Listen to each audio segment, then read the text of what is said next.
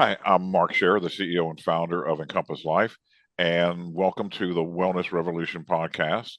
And today we have Beau Schmitt on the call, and has a company that does CBD and THC, and I'm looking forward to finding out about Beau and his company, especially about how he came about with the company name of Sunday Scaries.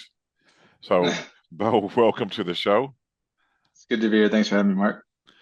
And tell me a little about yourself. How did you get into CBD and THC? Yeah, well, my business partner and I, we used to own and operate a full service bar and restaurant. So 50 employees, open 16 hours a day, 7 days a week. Very stressful. We were looking for non-stimulating stress relief. There's a lot of other vices, as you can imagine, in the hospitality industry of bars and nightclubs. And we found CBD. This is 2016. So CBD is not newsworthy yet. It's not a health trend yet. And our buddy Garrett gave it to us on the golf course. We loved it. And then it kind of started as a side project, manufacturing gummies for ourselves that we eventually gave to other people in the hospitality industry. And it kind of blossomed from there. So you're using CBD, not THC, when you first started? Correct. Yeah, we were using broad spectrum CBD products, which is full profile of cannabinoids and terpenes, but without the THC. Right. And both you and your clients and your partner noticed what when you started doing it? That we just felt more calm and composed. The little agitations during the day weren't taking such a toll on us. So these little things weren't exacerbated. And trust me, running a full service bar and restaurant, dealing with you're serving alcohol to the public. So, Right. you've got consumer issues, you've got operational issues, you've got staff turnover. It's a high turnover industry. You've got homelessness issues. You've got all kinds of small things that'll ruin your day. So, CBD really helps kind of, let the small fires be small fires and really just focus on the bigger picture items. And your restaurant was in San Diego as well? Yeah. Yeah. It was on Fifth Avenue in an area called Bankers Hill, Hillcrest. And about what type of food were y'all serving there? So it's like your neighborhood sports bar. So American burgers, salads, breakfast burritos. And that lasted until 2019. We sold the business license at the end of 2019, which was a blessing in disguise because there's no way that it would have survived COVID. So Wow, what a great time to exit. yeah, we did shutter it, so it wasn't a success. It was a very expensive master's degree in operations, but yeah, we were fortunate to sell the business license and all the liabilities by the end of 2019. Awesome. Congratulations on that, man. That's a It was sometimes lucky. So yes, yeah, sometimes those lessons can be quite expensive.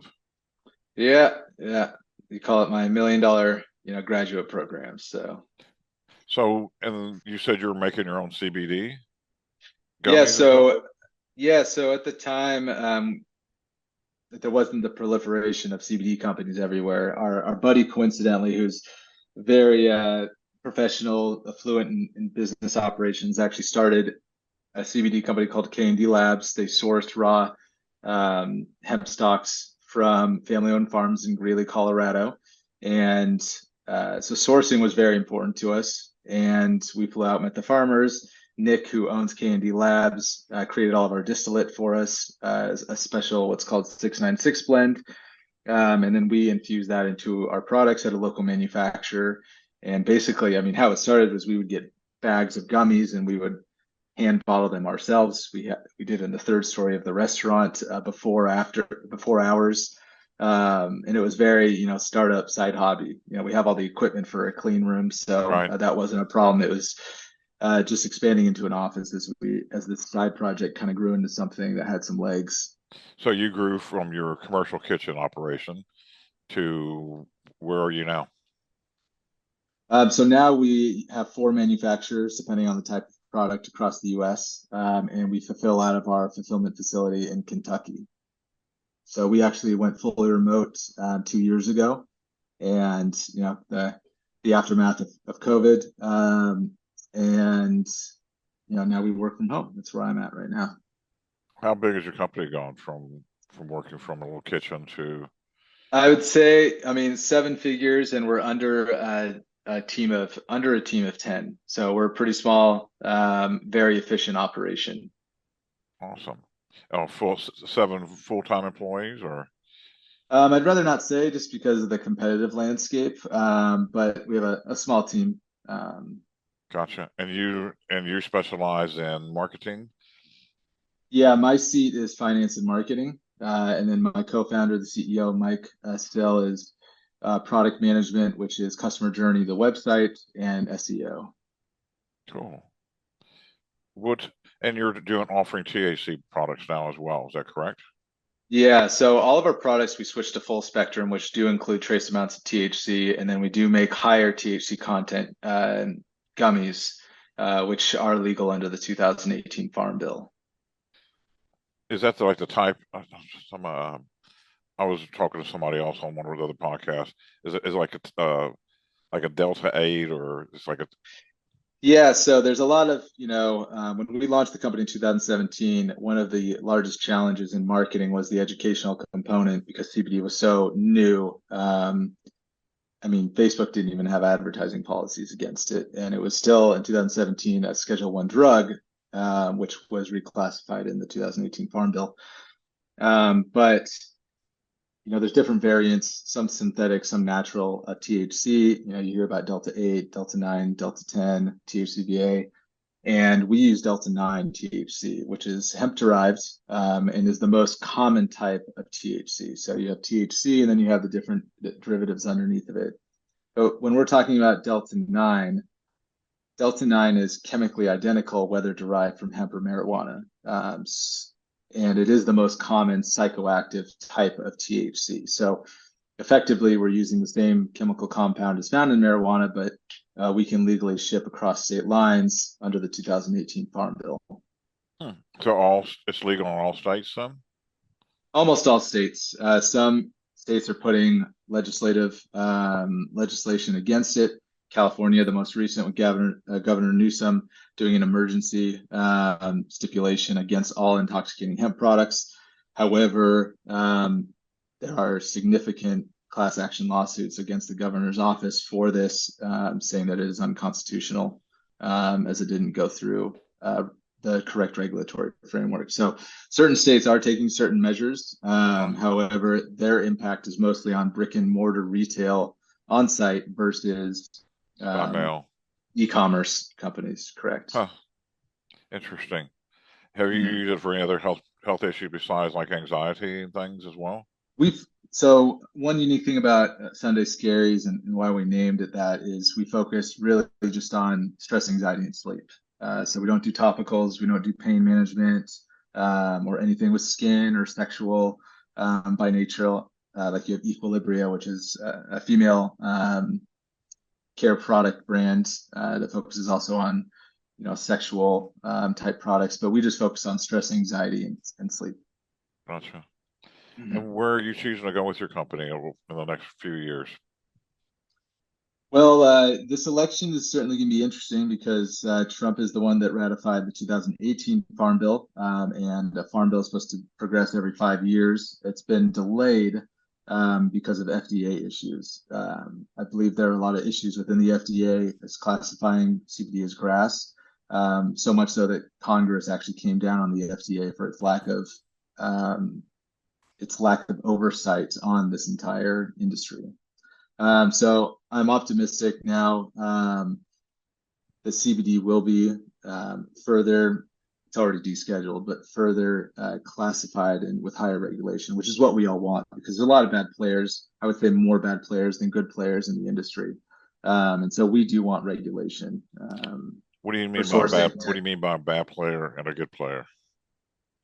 Yeah, so one, you can Google CBD gummies. You can Google Sunday Scaries CBD gummies, and Amazon will be bidding on our brand keywords, driving to hemp oil or fake CBD products on Amazon. So Amazon prohibits CBD products. There's a lot of confusion in the market, like hemp oil and hemp seed oil, and there's just a lot of bad players preying, especially on the boomer generation, of making low quality CBD products that don't test well and don't test within the 20% allowable threshold that the FDA sets on supplements. So when people buy these products, it gets them high on accident. It doesn't have any effect. It gets them sick. It contains heavy metals. It really puts a bad taste in everyone's mouth for the CBD industry in general. And then it's also, they're selling products that have higher doses that are lower costs when, good companies like ours, like Charlotte's Web, like CBDMD, they go through extremely high quality sourcing, multiple levels of testing for potency and purity. All of those are assumed costs. And so when regulations do hit, that will only benefit legitimate companies and really hurt the kind of, garage gummy makers. Gotcha. Yeah, I think I heard Trump say a while back that he was for legalizing marijuana. I believe. I could be mistaken.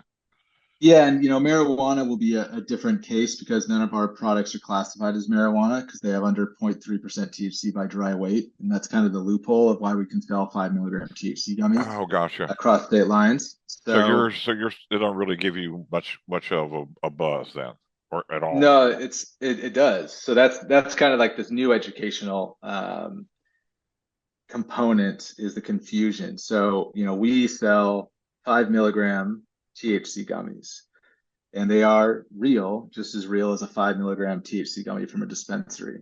But ours are legal, and we don't have the marijuana associated taxes because the THC is derived from hemp.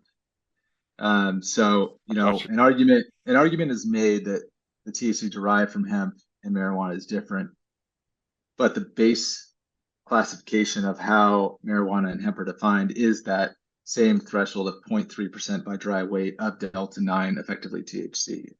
Gotcha. So it's the same chemical compound. The loophole comes in the dry weight. So if it's derived from marijuana, it's Schedule 1, federally illegal. If it's derived from hemp, then the product can contain up to 0.3% THC by dry weight.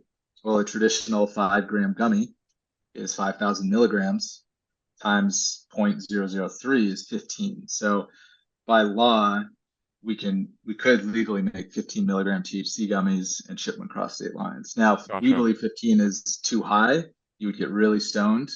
So 5 milligrams with a balance of 25 milligrams CBD and 25 milligrams L-theanine amino acid, we found to be a really good balance for new and casual cannabis users that just want a mild, consistent high to decompress, de-stress, reduce anxiety after a long day. So I smoked weed back in the day, got a PhD in weed, but the way they do it now is way different than the way, we make whatever, smoke or make brownies or something. But it wasn't anything tested for what it did, how much it would work. So does 15 get you real high, or which? Yeah, like new and casual cannabis users. So, and then also, hemp is cannabis. Cannabis is a plant species, and then you have marijuana and hemp underneath. The only difference is hemp is high in CBD, low in THC. Marijuana is high in THC, low in CBD. So really the only differentiating factors. And 5 milligrams will certainly get you high as a new or a casual cannabis user. Now I have users like my brother-in-law who could eat 2 gummies and be totally fine. But users like my mom who will eat a quarter of a gummy and fall asleep for 8 hours. So Gotcha. What distinguishes you besides, I guess, the testing? And like, do you have any special flavors or things? What do people love about your company? So put it that way.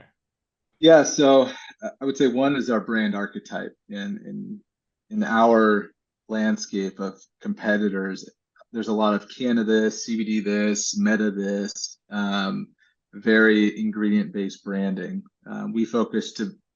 We've more focused on the branding, the relation to the customer as this anti-hero that's imperfect, not this shining star of perfection that you'll never be able to achieve. So a certain level of irreverent humor, approachability, and then relating to our customers. And then on, what separates us from like a unique selling proposition is since we started, we've always offered 100% lifetime money back guarantee. So if you're not completely satisfied, our motto is life is stressful enough, trying new things shouldn't be, is that we'll refund you, no questions asked, with no ship returns. So as a stress relief based company, we want to make sure that the buying experience is also worry-free, risk-free, where if you buy it, certainly you No. have to pay for it, because that's how we operate and keep our lights on. But if you don't like it, you can either swap for another product for free, or you can return it and we'll refund you. So, and over the last, 7 years, our refund rates are under 3%. Oh, that's awesome. What's the investment for your product? Between 23, lowest product is around $15, up until about 60. $15 per gummy or $15 per package. That would have 10 gummies in it, up to $60 for a high potency sleep so tincture. real reasonably priced. I Mhm. mean, Yeah. yeah, I mean, there's going to be cheaper, there's going to be more expensive, but we price not according, we do monitor what like the rate of our competitors are, our primary competitors, not all competitors, because there are four competitors, like I mentioned. mhm. Um, but it's also, based on what we need cash flow for research, operations, and growth. Gotcha. Because if we don't put ourselves first on the pricing model, then we won't be around to have a pricing model. So, Right. And when you first started up, was it a little tough for you to do it, or? in 2017, when we first started launching ads on Facebook, it was easy because Facebook didn't even have policies against CBD. They didn't know what CBD was. So we scaled really quickly. We could drive to our product pages, sell like a traditional D2C brand. Nowadays, CBD is restricted or entirely prohibited on platforms. That includes Amazon, Google properties like Google PPC, Display Network, YouTube, Facebook. That's Facebook and Instagram, Twitch. Not on X anymore, so you can advertise on X, but they do have their own platform issues. And TikTok is restricted as well. So there's certainly marketing challenges. So how do you market now? What's your special sauce? So on the restricted platform, on the prohibited platforms, we generally pass. On the restricted, you can advertise, but you have to dumb down your marketing. So you're really giving it like a 30% shot at your marketability. We use a lot of affiliates, a lot of email, referral programs, and historically, we've also done a lot of podcasts and PR. So Gotcha. So you said you do referral programs. Who's your perfect referral partner? currently, we use Impact, which is a affiliate management platform. We are actually looking into moving to our influencer creator partners to Social Snowball, I believe it's called. I actually just had a call with someone today about it. It is called, yeah, Social Snowball, which is a little bit more user-friendly platform for creators and influencers compared to an Impact or a Reversion or Commission Junction or Share Sale. Hmm, awesome. Learning all kind of things about your company, dude. That's awesome. Um, what's the Well, the best thing way? about having a restricted product category is that we basically know the ins and outs of every platform and tech because we have to evaluate everyone, um, because so many are unavailable to us. Gotcha. Who's the expert on that? Is that your wheelhouse? That's me. I'm the platform guy. So yeah, but all the beautiful stuff on our website, that's my business partner. Gotcha. So Awesome. So the best way to find you, is SundayScaries.com. yeah, sundayscaries.com. For me personally, I use squad at sundayscaries.com as a secondary personal email address. That's like a partnership inbox. And what you said your email address is? Squad? Squad, yeah, squad at sundayscaries.com. Cool. Well, I do have one other question to ask you and talk to you about this at the beginning of the show. What do you really love about life? Well, I've got two kids, almost under three. My daughter just turned three, so everything is everything with them is exciting and love about life. All the small things that happen in the business, in life. It really doesn't matter as long as they're happy, learning, and having fun. So my whole center of focus, my inflection point was 3 years ago when I had my daughter. And how is your wife doing with your business? She's stay at home. I work from home, but she's stay at home mom, and she is a champion. So I mean, we don't have a housekeeper, we don't have a nanny, we don't have daycare. So she is with 14 hours a day, and Yeah, I can tell you, with two toddlers, that I know that is not easy, but she is a champion for that. awesome. Well, Beau, great having you on here, and I look forward to hearing more success stories from you, sir.